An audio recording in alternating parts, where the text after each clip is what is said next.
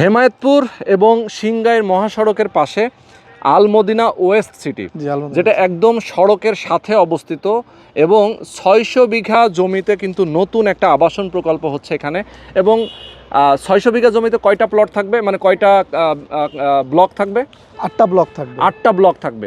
রাস্তা থাকবে 40 fit Avenue, তারপরে আবার হচ্ছে মিডলের যে এভিনিউগুলো সেগুলো 30 ফিট, আর বাকি হচ্ছে 25 ফিট করে প্রত্যেকটা ইটালার রোড। ওকে, ভেতরে আপনারা কি কি প্ল্যান করছেন? মানে শুধু আবাসন প্রকল্পের জন্য তো আবাসন প্লট তো থাকবেই, সাথে স্কুল, কলেজ, শপিং মল, এই টাইপের আরো কি কি প্ল্যান আছে? A to Z, মানে একটা নাগরিক সুযোগ সুবিধার জন্য আমরা এখানে প্রতিটি ব্লকে এক একটা না একটা সুবিধা রাখবই। ব্লক ওয়াইজ মসজিদ থাকবে, সেন্ট্রাল মসজিদ থাকবে, বাচ্চাদের জন্য বিনোদন পার্ক থাকবে, ওয়াকওয়ে থাকবে, সকল ধরনের ফ্যাসিলিটি, কবরস্থানটা পর্যন্ত এখানে আমরা রেখেছি। কমার্শিয়াল জোন রেখেছি।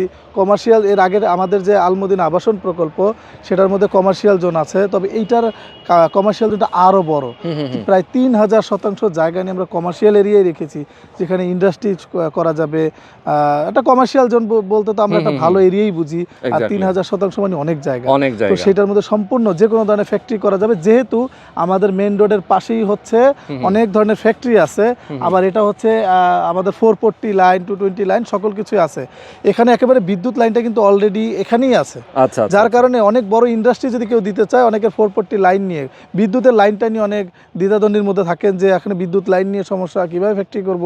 তার জন্য কিন্তু এখানে ফ্যাক্টরি করার জন্য বিদ্যুতের লাইন আমাদের 440 মেইন লাইন টানা আছে, সুতরাং ফ্যাক্টরি করার জন্য কোনো অসুবিধা হবে না। আচ্ছা আচ্ছা আচ্ছা, ওকে। তো দর্শক, যারা আপনারা জমি নিতে চান, প্লট নিতে চান, অবশ্যই স্ক্রিনে দেখানো ফোন নাম্বারে ফোন করে সরাসরি এসে দেখে শুনে বুঝে প্লট বুকিং দিবেন।